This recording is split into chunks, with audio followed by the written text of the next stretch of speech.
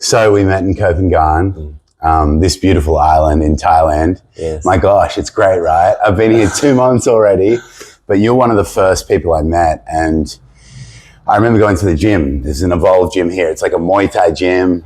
And you're walking around and you look good. You're in shape with your shirt off. And you have really great energy. And I was like, man, I got to talk to this guy.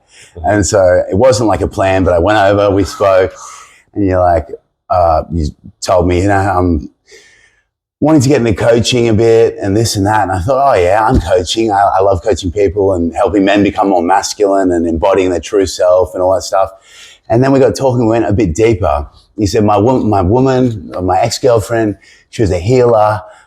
She was like a millionaire. She was doing really well. And then she died. She overdosed on drugs. And that was like 3 or 4 months ago. And I was like, wow. And I'm like, I was thinking, man, that's a lot. Like, that's a lot to take in. You're like, yeah, I'm really struggling to process this. It like really brought up a lot of deep traumas and things, for you. And then you went to drugs. And even before that, you were, doing different drugs. And I'd love to hear a little bit about your story and how you got clean off the drugs. And what pushed you to drugs in the first place? I think you said you were fostered as a kid. So you actually didn't have your biological parents, but you had really good foster parents. And I'm sure that probably affected you as well and your development and your conditioning and how you grew up. So I'm sure the audience could get so much from, hearing your story truthfully and authentically. And that's what we're doing here in this video is we're really going to deep dive into today, your life, Tobias's life and story. And I don't know, I'd love to hear how it all began.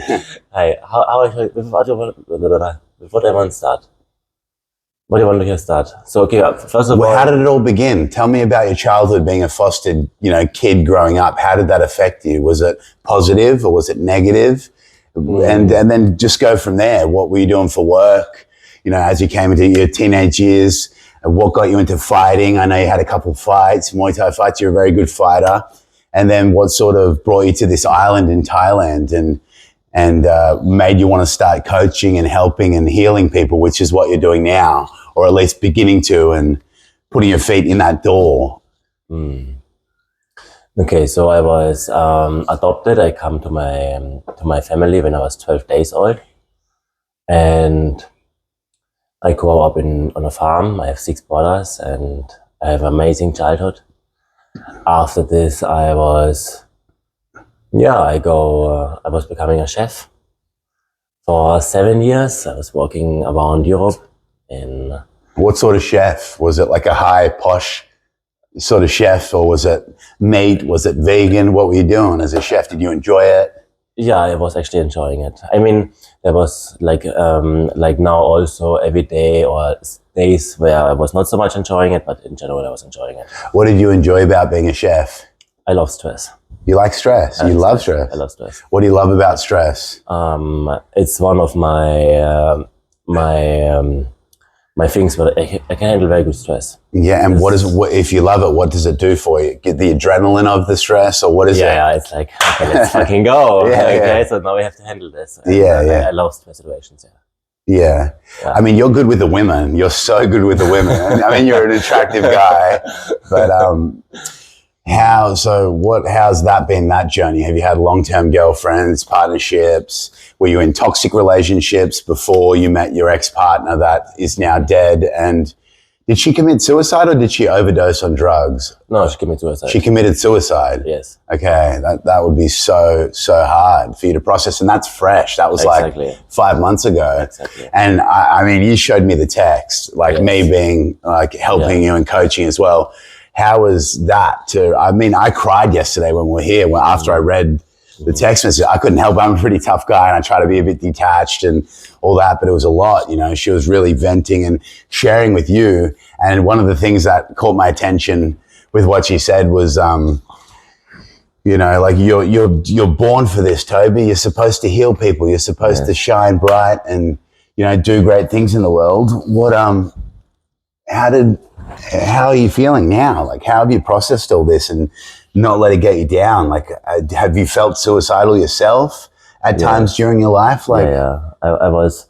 I mean, before I was 2 times in a long-term relationship. The first time, actually everything was fine, but we broke up in Australia. so you were in Australia dating an Australian woman. Actually, I'm dating here, but I was moving into Australia. In Australia, we break up, and I come back here. Did you like Australia? No. Huh? Really? Everybody wants to be in Australia. Like everybody's trying to get there. I'm from Australia, and you're like, no, you're not enjoying it. I don't like so much rules. I don't like so much people who tell me what I have to do and what I have not to do. So it's actually, I like more freedom. Yeah. I like to drive without helmet. I like to have one chick in front, one chick in the back. Let's go. So I like this stuff. You had any threesomes before? Of course, yeah. Okay. That's not the point. Let's stay on track here. So were the relationships you had, the two before your last one, were they toxic? Were they healthy?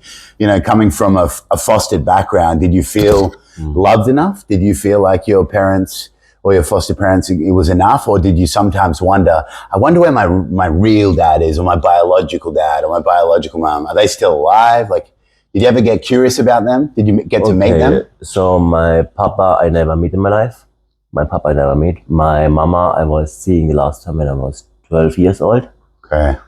And I mean, you know, I was a really child. I was 12 days old. So actually they are my real parents. They was always take care of my life. I was always respecting them. I was always getting love from them. I love them. So I was not having like, I have to find my real father, because I never saw him. So he is there for me now. So when I really want, I can look for him, but actually, maybe I can do it, but I don't have right now the feeling like I have to do it. And did you feel like your foster parents were your real parents? Yeah. And so that was, you felt you got enough love there?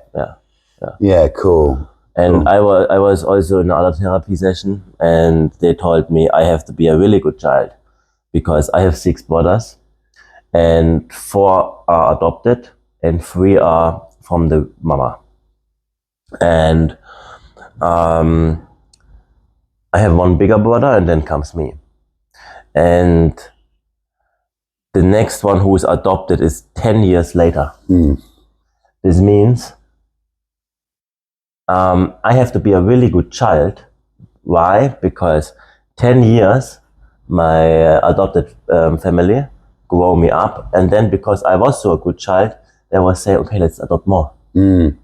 Because 10 years later they adopted 3 other people. Wow.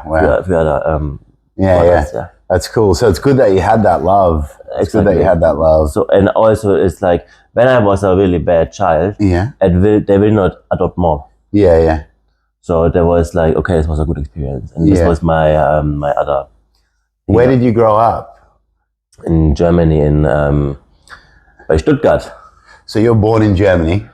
I'm born in Germany. Yeah. Ah, nice. I'm half German. Really? So I've got the genetics in me. Okay. Germans are great. I love German people. They're good people generally, but very, very in a box though. Like as a generalization, I feel like, especially the men, they're very analytical and like they're good with like systems and good with like plans, like material sort of life. Like they're good at earning money generally, and they like kind of play it safe, and they like their 9-to-5 job. They like their rigidity, you know, not really breaking out of the box. You're very different to the typical German guy, because you're pretty free spirited.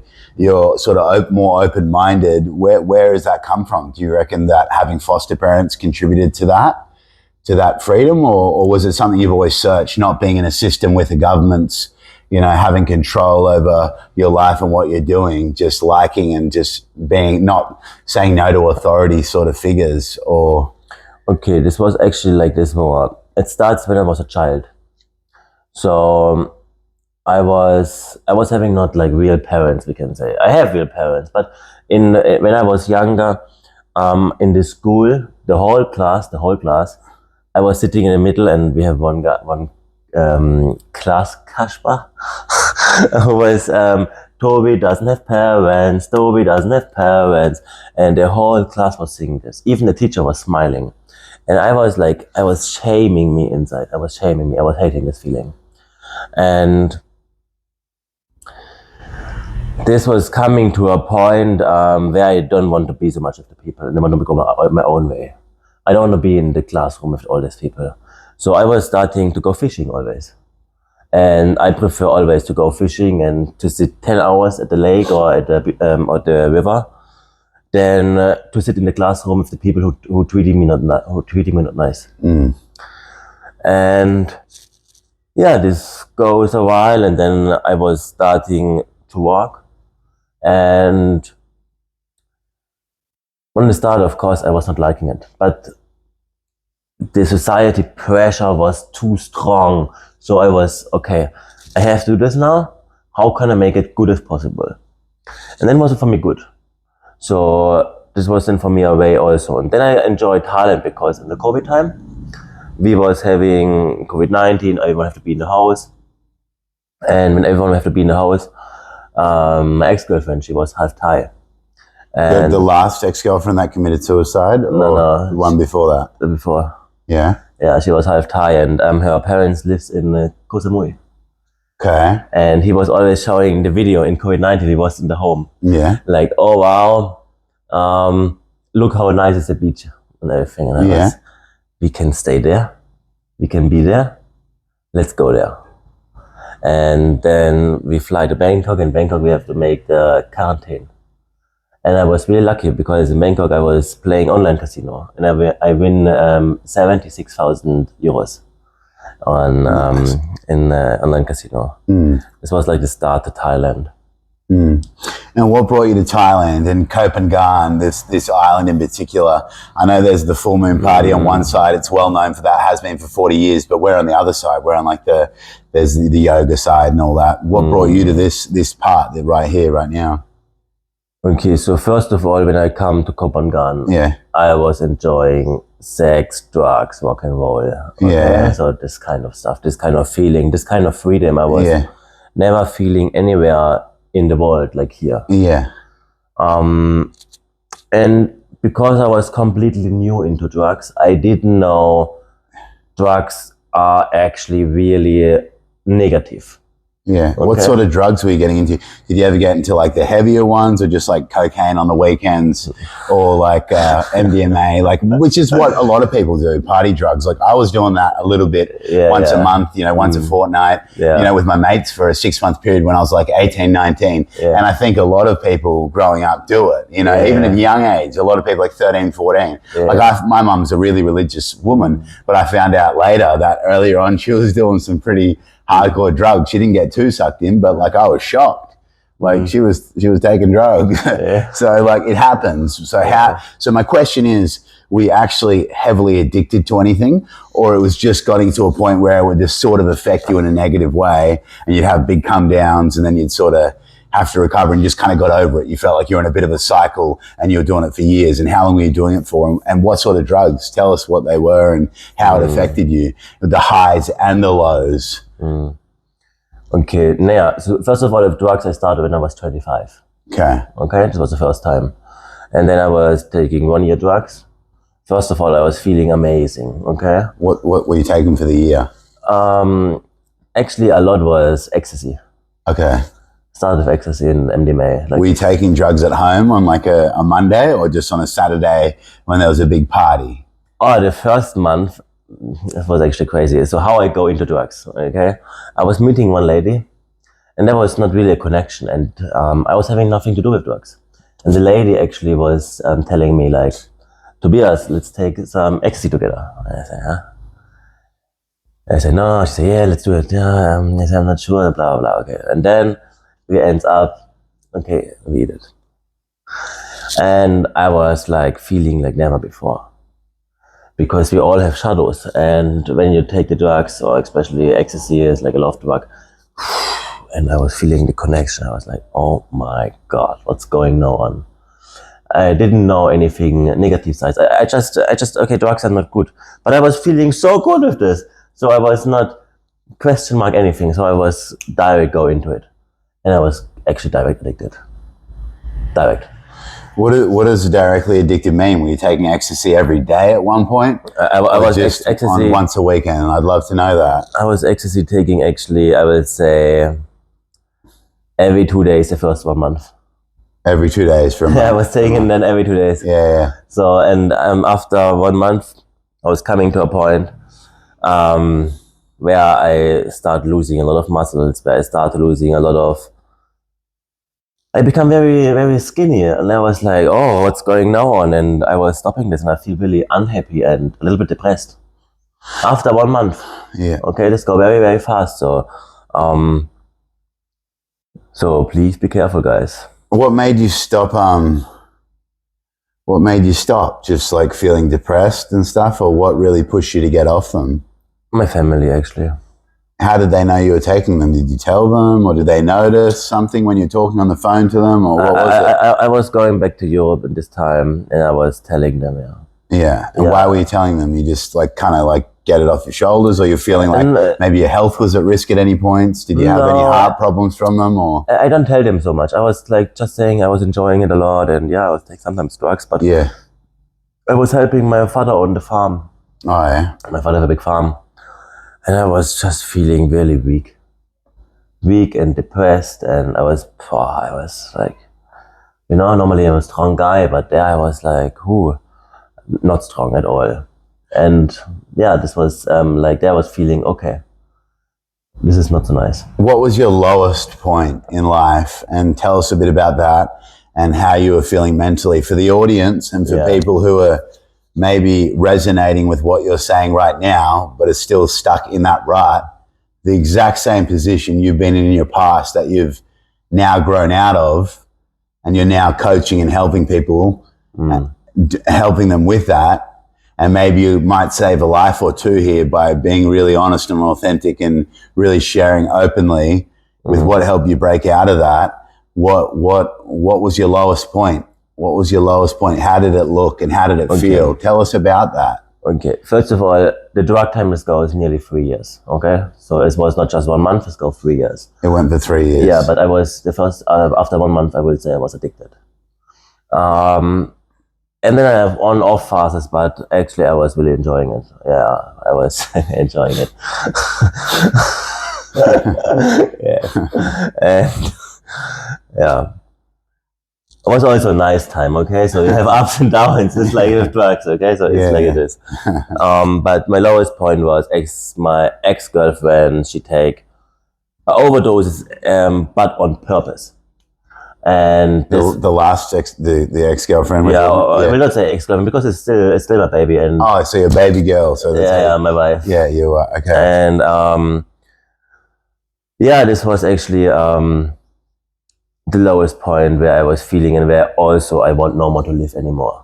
So you didn't want to live after she died? No. But back to the story. I was in a relationship with her. We was for 8 months together, and in this time, I will say I didn't know really what I want to do in my life. I was feeling actually depressed. I was feeling unhappy with myself, but I was looking beautiful. But only because a person looks beautiful doesn't mean anything how he feels inside. And that's why it's so much important to make inner work. And I will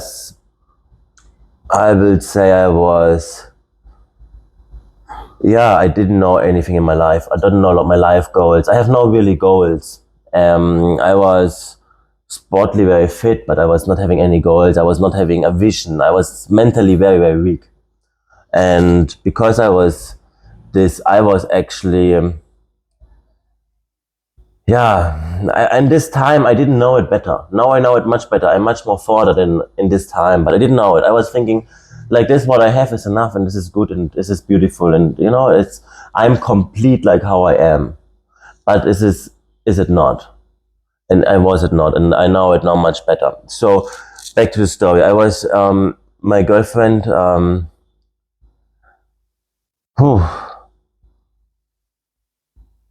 Yeah, she was telling me always, I'm a healer and I can help a lot of people. She was saying she was a healer, or she was saying you're a healer? She's saying, I'm a healer. She was a healer. And she said, Tobias, you are a healer. You have amazing energy. you can, okay, first to her, she was a healer and she was helping thousands of people, really thousands of people, and she was making everything what you can dream of. So she was really, really good. And What sort of healing was she doing? she was making cupping. Cupping? Cupping is the highest form of Chinese medicine. So Okay. it's like you take a cup, and because we take a lot of toxins in us and Yeah. our blood is then full of toxins. Yeah. And with the cups you can go rid of the toxins Yeah. and you can heal people. So tell us about the 8 months from the beginning to the end of that relationship before she passed away, and how that transformed you. And from what you've told me before in the past, you struggled to really listen to some of the things she was trying to tell you about your value and worth, Yes, you know, because she needed you to unlock so she could feel unlocked. yes, But also there was that pressure that was put on you and you didn't have the tools to unlock at the time. yes, So there was nothing that could have been done.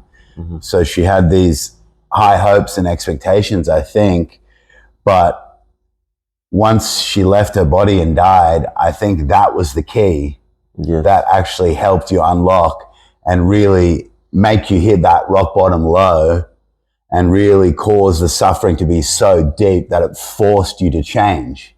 yes. And sometimes that's what it takes most people. Some death, some illness, some cancer, some problem, some car crash, you know, something bad to happen before they really wake up to themselves, their habits, you know, the destructive path they're on, and change the path, which you've done. So congratulations. And sometimes people still don't wake up and it's too late, but you've changed the path now, and that's fantastic and beautiful. But how was the 8 months, and was she depressed and stuff? Like, even I mean, to me, it's bizarre because it sounds bizarre, but she had everything from what you're saying. She was a great manifester, which is what she was popular. She had fame. She had social medias. She was on an island that people could only possibly dream of, and only a select amount of people can be here because of their ability to make money or to get here or just to feel free enough where they can travel. So she had everything. She got a beautiful boyfriend physically and stuff. But what do you think it was that sort of pushed her over the edge? Was she struggling with some of the some traumas of her own from childhood, or past relationships, or what was going on there? So yeah, she was also we was the best team ever, and we have the best relationship. But the problem is what we both didn't know, and this is why I want to make this walk and why I want to help so many people, is you have to get healed by yourself, and you can only heal yourself when you make for yourself the walk. And she was not healed. I was not healed. So she have her problems, whatever this was. We just leave it like this. And I was having my problems. I was completely insecure. I was always not letting me say to me anything. I was always pushing away everything. But it's not what sounds not nice. But when this is my partner, when this is my best relationship, I have to be actually listen to her feelings. But in this time, I was not capable to do it. And so from a small situation, okay, really, I just watched the sea, okay? I just watched the sea, and there comes a big fight out. What are you thinking? I say, yeah, I think actually nothing. I just watched the sea. And now, Tobias, what you're thinking now? Is it my hair? Is it is something what you don't? And I actually really just watched the sea and like this kind of stuff. Okay, so I was like, it was for me too much, and we start to go to therapy. Each of us, when she was still alive. And it's come to the point where you're pointing only finger. Yeah, this is because of you. Yeah, this is because of you, blah, blah, blah, blah, blah. And she was always the healer, and I was always inspired by her because she makes so many great things in this world. And she said to me, Tobias, you're much bigger, you have much more energy, you're much more powerful. Please, you can achieve much, much more. But I was never believing in her. And this was making her really sad because she was helping thousands of people, but she cannot help me. And this was like, okay, what I do, I was not capable to listen. And it comes to a point where we started only to taking drugs, because on the drugs, I was having no shadows. I was completely into it, and I was completely open to her. And desto more, we started to take more and more drugs. And I was coming also again to a point where I say, hey, baby, I cannot take drugs anymore. I don't want this anymore. But she continued this. And it was actually really sad, because in the end, she just wanted to heal me, and she just wanted to see me with her, she just wanted to have love. Just want to have love. Like the most people who take a lot of drugs, missing love, because it have a lot of negative energy with her. And yeah, she taken suicide. But she was in Bangkok and I was on the island. So she was doing this in 2 weeks before. She say she want to make suicide. She's sitting crying in front of me and said, Tobias, I don't want to live anymore. I was achieving everything in this world, and my life mission is over. I have nothing anymore to live. And she crying, sitting like you now in front of me, and say, hey, Tobias, we can sing a song, we can make a ceremony. Just hold me in the arms and then she will die. And I was first like, okay, you really want this? And she cried and said, yeah, I really want to die. I don't want to live anymore. The world is a dark place and there's so much negativity here. And I started also to cry, and I was quick thinking. I say, you have everything. Don't worry, you will be fine. You will be okay. I was not taking it really serious, because I know when she calls any dealer, I will not let it happen. She can take drugs too much. So she come with a story where I cannot say no. So she say, I have to go for business, quick to Bangkok. And I say, okay, make your business stuff. Oh, good. Come back. She will go a couple of days only. I say, okay, easy. And I got a call from the police, and I say, yeah, they find Kim in the hotel. And I was like, I cannot believe it. I can't believe it. And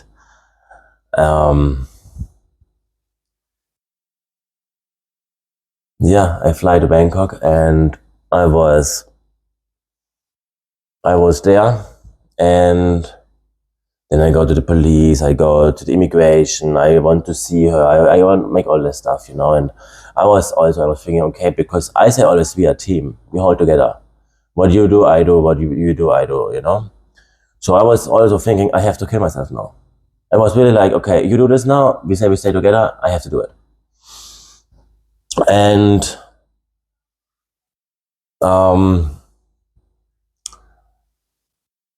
I didn't do it, because something held me back. I don't know what, but something held me back. And quick back, so I was then I was coming back to Kopangan 2 weeks later. And then I go in a retreat center. And in the retreat center, I was with I told my story to a lady, and she gave me her hand and said, hey, you will be fine, everything okay. I know a shamanin, she have bufo.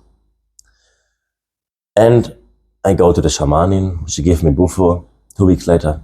And I was laying down, it's just something to smoke, and you just smoke this for 10 minutes. Yeah, the 5-DMO DMT, yeah? Yeah. Yeah, and nice. How's that? It saved my life. It saved your life? It saved my life. I love DMT. I did 6 trips total, and probably 8 or 9 months ago. Yeah. And same thing, just helped me break through. It's in certain areas, certain fears, certain things that were causing me to self-destruct, but not knowing how to break past those patterns. That's cool. Tell me about your trip with the Bufu. What did it show you? Tell us. Okay, so the first trip was it was 2 weeks after she passed away. Yeah. That would have been intense. And she come back. Yeah. Really, she come really back. It's no joke. So yeah. I opened my third eye. I was connected to the universe, and I was having Kim in my arms. Yeah. And